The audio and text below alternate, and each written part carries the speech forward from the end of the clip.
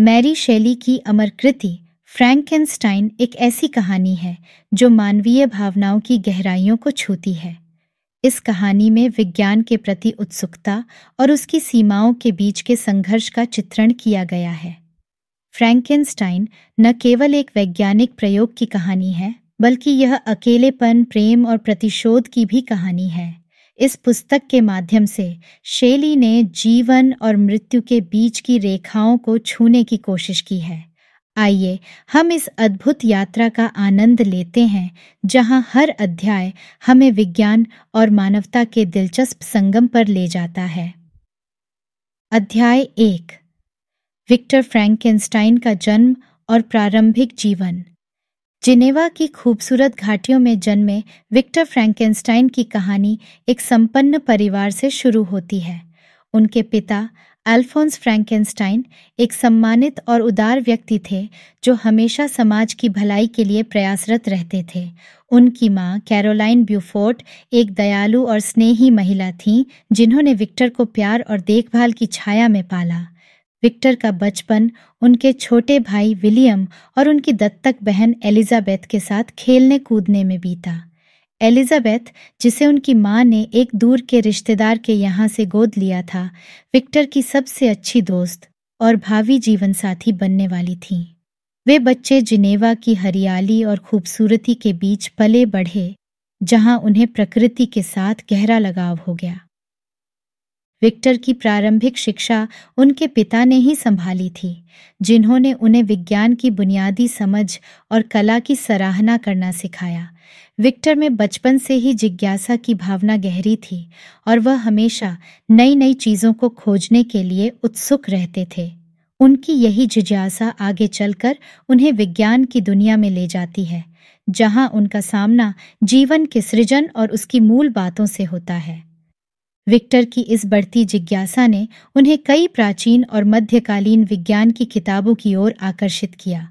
उन्होंने अल्केमी, जादू और अदृश्य शक्तियों के बारे में पढ़ना शुरू किया, जो उनके विज्ञान की दिशा को आगे चलकर पूरी तरह बदल देता है। अध्याय 2, विक्टर की शिक्षा और विज्ञान में रुचि। जैसे जैसे विक्टर फ्रैंकेनस्टाइन बड़े हुए, उनकी विज्ञान में रुचि और भी गहरी होती गई। उनका मन नई नई खोजों की ओर खींचता गया और वे अपने आप को उस विज्ञान की दुनिया में डुबो देना चाहते थे जहां सीमाएं नहीं होती। उनके पिता ने उन्हें इंगोलस्टाड यूनिवर्सिटी में दाखिला दिलाया, जहां उनकी मुलाकात प्रोफेसर वाल्डमन और प्रोफेसर क्रेम्प से हुई। प्रोफेसर क्रेम्प ने विक्टर को विज्ञान के तर्कसंगत और संगठित पहलुओं से परिचित कराया, लेकिन यह प्रोफेसर वाल्डमन थे जिन्होंने विक्टर की जिज्ञासा को नई दिशा दी। वाल्डमन ने विक्टर को आधुनिक विज्ञान के संभावनाओं के बारे में बताया और यह भी समझाया कि कैसे पुराने वैज्ञानिकों के विचार आज के प्रयोगों के लिए महत्वपूर्ण हो सकते हैं। विक्टर ने विज्ञान के विभिन्न क्षेत्रों में गहन अध्ययन किया, लेकिन उनकी रुचि सबसे अधिक जीवन की उत्पत्ति और उसे नियंत्रित करने के तरीकों में थी।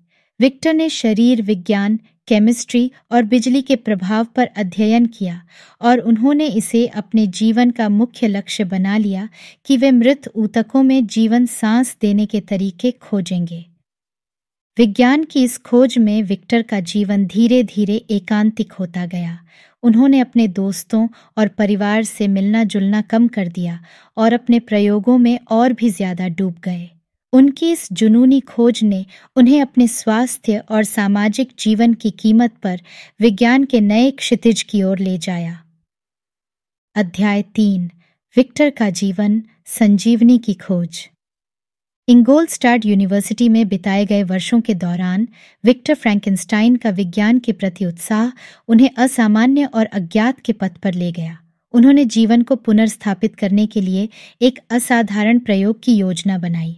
विक्टर का मानना था कि अगर वह मृत्यु के बाद शरीर के अंगों को जोड़ सकते हैं और उनमें जीवन सांस दे सकते हैं, तो यह मानव जाति के लिए एक महान खोज होगी। उन्होंने अपने प्रयोगों के लिए विभिन्न शरीर के अंगों को एकत्र करना शुरू किया। इस प्रक्रिया में विक्टर ने कब्रिस्तानों, शवगृहों और चीरघरों से अंग एकत्र किए। यह कार्य उन्होंने गोपनीय रूप से किया, क्योंकि यह नैतिकता की सीमाओं को पार कर रहा था। उनकी इस गतिविधि ने उन्हें सामाजिक जीवन से और भी अधिक दूर कर दिया और उन्होंने अपने आप को अपने प्रयोगशाला में समाहित कर लिया। विक्टर ने विज्ञान की सीमाओं को चुनौती देते हुए एक विशालकाय प्राणी का निर्माण किया, जिसके अंग मानव और पशुओं से लिए गए थे। उन्होंने इस प्राणी को बिजली की मदद से जीवन दान देने का निर्णय लिया। एक तूफानी रात में विक्टर ने अपने प्रयोग को अंतिम रूप दिया और बिजली के झटके के साथ प्राणी में जीवन की संचार कर दिया। जब प्राणी ने पहली बार अपनी आंखें खोलीं, विक्टर को एहसास हुआ कि उसने जो किया वह शायद गलत था। प्राणी की उपस्थिति विकारात्मक और भयानक थी। उसकी विशालकाय कद काठी, असमान अंगों का मिश्रण और भयावह चेहरा देखकर विक्टर का हृदय कांप उठा। उसने जो उम्मीद की थी वह प्राणी उससे कहीं अधिक डरावना निकला। विक्टर का हृदय डर और अपराध बोध से भर गया। उसने जो सृजन किया था उससे वह खुद भी घृणा करने लगा। इस अध्याय का अंत विक्टर के इस द्वंद्व और भय के साथ होता है, जबकि प्राणी जीवन की नई दुनिया में अपनी पहली सांस लेता है। अध्याय 4, मॉन्स्टर का सृजन। विक्टर फ्रैंकेनस्टाइन ने जो प्राणी बनाया था उसकी पहली झलक ने ही उसे भयभीत कर दिया।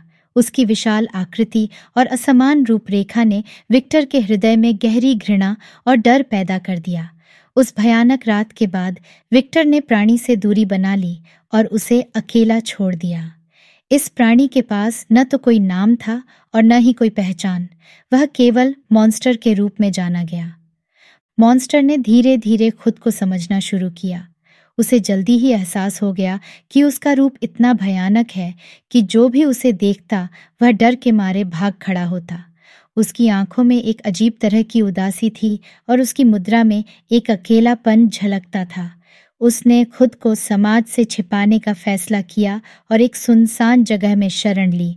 उसने एक परिवार की झोपड़ी के पास शरण ली और वहां छिपकर उनकी दिनचर्या और भाषा सीखने लगा। इस परिवार के माध्यम से मॉन्स्टर ने मानवीय भावनाओं की पेचीदगियों को समझा और भाषा की महत्वपूर्णता को जाना। उसने देखा कि परिवार के सदस्य एक दूसरे से कैसे प्यार करते हैं, उनकी खुशियाँ और दुख, यह सब कुछ उसने गुप्त रूप से देखा। मॉन्स्टर की बुद्धि और संवेदनाएं विकसित होती गईं और वह मानव संबंधों की गर्माहट और उनके दर्द को समझने लगा। उसने परिवार की मदद करने के लिए रात में चुपचाप लकड़ी इकट्ठा की और अन्य छोटे छोटे काम किए, जिससे परिवार की जिंदगी आसान हो सके। उसने सोचा कि शायद एक दिन वह इस परिवार का हिस्सा बन सकेगा। लेकिन जब आखिरकार मॉन्स्टर ने खुद को परिवार के सामने प्रकट किया तो उनकी प्रतिक्रिया भय और घृणा थी। परिवार ने उसे देखते ही डर के मारे झोपड़ी छोड़ दी। इस घटना ने मॉन्स्टर के दिल में गहरा दर्द और अकेलापन भर दिया। उसे एहसास हुआ कि उसका रूप ही उसके लिए अभिशाप बन गया है। अध्याय 5, मॉन्स्टर और उसका अकेलापन। मॉन्स्टर ने जब परिवार की झोपड़ी छोड़ी तो उसका दिल टूट चुका था। वह उस प्यार और स्वीकार्यता की तलाश में था जो उसे कभी नहीं मिली। उसने अपने आप को दुनिया से और भी अधिक अलग कर लिया और एकांतवास में अपने दिन बिताने लगा। उसकी उदासी और अकेलापन उसे अंदर ही अंदर खा रहे थे। उस दौरान मॉन्स्टर ने खुद को पढ़ना सिखाया। उसने कुछ किताबें पाईं जो उसे परिवार की झोपड़ी के पास मिली थीं। उन किताबों में से एक पैराडाइज लॉस्ट थी, जिसने उसे बहुत प्रभावित किया। उस किताब के माध्यम से उसने मानवीय भावनाओं, अकेलापन और खुद की तलाश के विषयों को गहराई से समझा। मॉन्स्टर ने खुद की तुलना किताब के नायक से की और सोचा कि शायद वह भी उसी तरह अपने निर्माता से मांग कर सकता है। उसने निर्णय लिया कि वह अपने निर्माता विक्टर फ्रैंकेनस्टाइन को ढूंढेगा और उससे अपने लिए एक साथी की मांग करेगा। उसने सोचा कि एक साथी के रूप में वह अपनी अकेलापन और दर्द से मुक्ति पा सकता है। मॉन्स्टर ने विक्टर की खोज में कई कठिनाइयों का सामना किया। उसने ठंडे और बर्फीले पर्वतों को पार किया, भूख और थकान को सहा और आखिरकार विक्टर को ढूंढ निकाला। जब उसने विक्टर का सामना किया तो उसने उससे अपने लिए एक साथी बनाने का आग्रह किया। उसने विक्टर को बताया कि वह उसकी अकेली संतान नहीं बनना चाहता और उसे एक साथी की आवश्यकता है जिसके साथ वह अपनी बाकी जिंदगी बिता सके। अध्याय 6। मॉन्स्टर की मांग और विक्टर का संघर्ष। विक्टर फ्रैंकेनस्टाइन के सामने मॉन्स्टर की मांग ने एक नैतिक द्वंद्व उत्पन्न कर दिया। मॉन्स्टर की बातें सुनकर विक्टर का दिल पसीज गया, लेकिन उसे यह भी डर था कि एक और प्राणी का सृजन करने से क्या नई समस्याएं खड़ी हो सकती हैं। उसे इस बात का भी डर था कि अगर नया प्राणी मॉन्स्टर से भी ज्यादा शक्तिशाली और खतरनाक निकला तो क्या होगा। विक्टर ने अंततः अपने अंतरात्मा की आवाज सुनते हुए मॉन्स्टर की मांग को मानने का निर्णय लिया। उसने सोचा कि शायद एक साथी के मिल जाने से मॉन्स्टर की दुखद स्थिति में सुधार हो सकता है और वह भी सामान्य जीवन जी सकता है। विक्टर ने एक दूर दराज के द्वीप पर अपनी प्रयोगशाला स्थापित की और मॉन्स्टर के लिए एक साथी बनाने का काम शुरू किया। प्रयोगशाला में काम करते हुए विक्टर का मन नैतिकता के सवालों से घिरा रहा। उसे इस बात की चिंता सताने लगी कि क्या वह फिर से एक ऐसी गलती करने जा रहा है जिसका परिणाम और भी भयानक हो सकता है। विक्टर ने देखा कि नया प्राणी बनने के कगार पर था, लेकिन तभी उसने अचानक अपने कदम रोक दिए। उसने अपने प्रयोग को नष्ट कर दिया और फैसला किया कि वह दूसरा प्राणी नहीं बनाएगा। जब मॉन्स्टर ने देखा कि विक्टर ने उसके साथी को नष्ट कर दिया है तो उसका दिल टूट गया और उसमें गहरी क्रोध की भावना जाग उठी। मॉन्स्टर ने विक्टर से बदला लेने की कसम खाई। उसने विक्टर को धमकी दी कि वह उसकी खुशियों को बर्बाद कर देगा और उसे उसी तरह के अकेलेपन और दर्द में छोड़ देगा जिसमें वह खुद रहा है। अध्याय 7। विक्टर और मॉन्स्टर का सामना। मॉन्स्टर की धमकी के बाद विक्टर फ्रैंकेनस्टाइन गहरे आतंक और अपराध बोध में डूब गया। उसे यह एहसास हो गया कि उसके कृत्यों ने न केवल उसके जीवन को बल्कि उसके प्रियजनों के जीवन को भी खतरे में डाल दिया है। उसने मॉन्स्टर से लड़ने का निश्चय किया और उसे खोजने के लिए निकल पड़ा। विक्टर ने अपने अंतिम संघर्ष के लिए खुद को संकल्पित किया। उसने अपने प्रियजनों की सुरक्षा के लिए योजनाएं बनाई और उन्हें सुरक्षित स्थानों पर भेज दिया। वह जानता था कि मॉन्स्टर अपनी खोज में बहुत दूर तक जा सकता है और विक्टर को उसे हर हाल में रोकना था। विक्टर की खोज उसे यूरोप के दूर दराज के हिस्सों में ले गई, जहां उसने मॉन्स्टर के निशान ढूंढे। इस दौरान उसने मॉन्स्टर के होने के संकेत और साक्ष्य एकत्र किए। विक्टर ने गांवों में लोगों से बात की और जहां जहां मॉन्स्टर गया था वहां के लोगों की कहानियां सुनी। अंत में विक्टर और मॉन्स्टर का आमना सामना हुआ। यह मुठभेड़ एक सुनसान और बर्फ से ढके पहाड़ी इलाके में हुई, जहां दोनों ने अपनी अपनी शक्तियों का प्रदर्शन किया। मॉन्स्टर ने विक्टर से कहा कि उसने उसे जीवन दिया, लेकिन उसके जीवन को नरक बना दिया। विक्टर ने मॉन्स्टर से कहा कि उसके कृत्यों ने उसे उसके प्रियजनों से दूर कर दिया है। उनकी बातचीत में गहरी भावनाएं और दोषारोपण थे, लेकिन अंत में दोनों ने महसूस किया कि उनका संघर्ष उन्हें कहीं नहीं ले जा रहा। विक्टर ने मॉन्स्टर से अपील की कि वह अपने रास्ते जाए और अपनी खुद की जगह ढूंढे जहां वह शांति से रह सके। अध्याय 8। मॉन्स्टर की कहानी। विक्टर और मॉन्स्टर के बीच हुए सामने के बाद मॉन्स्टर ने एक शांतिपूर्ण स्थान की खोज शुरू की, जहां वह अपने अतीत के बोझ से मुक्ति पा सके और एक नई शुरुआत कर सके। उसने खुद को समाज से दूर और अलग थलग रखने का फैसला किया, जहां उसका रूप और उसकी कहानी किसी को नहीं पता थी। मॉन्स्टर ने उत्तरी ध्रुव की ओर अपना रास्ता बनाया, जहां उसने एक सुनसान और बर्फ से ढके क्षेत्र में आश्रय लिया। इस वीरान जगह में उसे वह शांति मिली जिसकी उसे तलाश थी।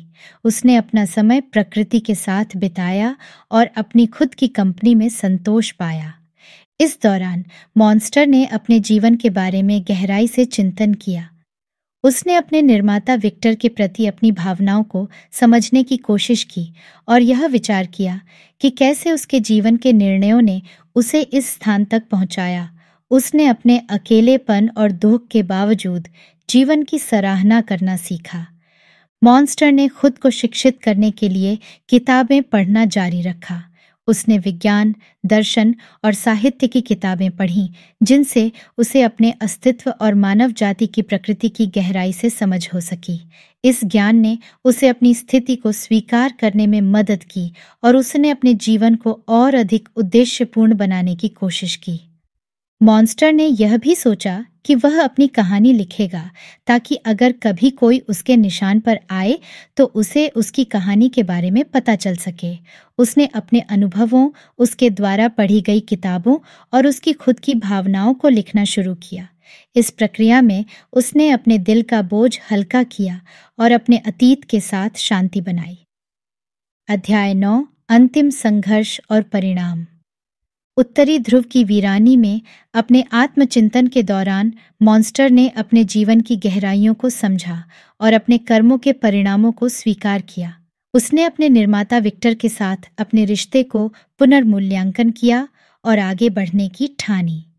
इसी समय विक्टर भी अपनी यात्रा पर निकल पड़ा था, अपने किए गए कार्यों की परिणति को देखने के लिए। विक्टर का स्वास्थ्य और मानसिक स्थिति उसकी अथक खोज और अपराध बोध से ग्रस्त हो चुकी थी। वह मॉन्स्टर को खोजने के लिए उत्तरी ध्रुव की ओर बढ़ गया, जहां उनका अंतिम सामना होना तय था। वहां पहुंचने पर विक्टर और मॉन्स्टर का एक भावनात्मक और तीव्र संवाद हुआ, जिसमें दोनों ने अपनी गलतियों और पछतावों का सामना किया। मॉन्स्टर ने विक्टर से माफी मांगी और अपने कृत्यों के लिए जवाबदेही स्वीकार की। विक्टर ने भी माना कि उसकी महत्वाकांक्षाओं ने उसे अंधा कर दिया था और उसने मानवता के नैतिक सिद्धांतों को दाग पर रख दिया था। दोनों ने अपने जीवन को एक नई दिशा देने का फैसला किया। विक्टर ने अपने शेष जीवन को समर्पित करने का निश्चय किया कि वह विज्ञान और मानवता की बेहतरी के लिए काम करेगा, और उसने मॉन्स्टर को भी एक नया मौका दिया गया। मॉन्स्टर ने दुनिया से दूर जाने का फैसला किया, जहां वह अपनी शेष जिंदगी शांति और आत्मचिंतन में बिता सके। अंत में विक्टर और मॉन्स्टर दोनों ने अपने अपने तरीके से मुक्ति पाई। विक्टर की मृत्यु उसके शोध के दौरान हो गई, लेकिन उसकी विरासत ने विज्ञान के क्षेत्र में एक नई चेतना जगाई। मॉन्स्टर, जिसे एक बार जीवन का अभिशाप दिया गया था, ने अंततः खुद को मुक्त कर लिया और अपने अतीत को पीछे छोड़ दिया। इस प्रकार फ्रैंकेनस्टाइन की कहानी ने हमें जिम्मेदारी, मानवता और मुक्ति के महत्वपूर्ण पाठ पढ़ाए।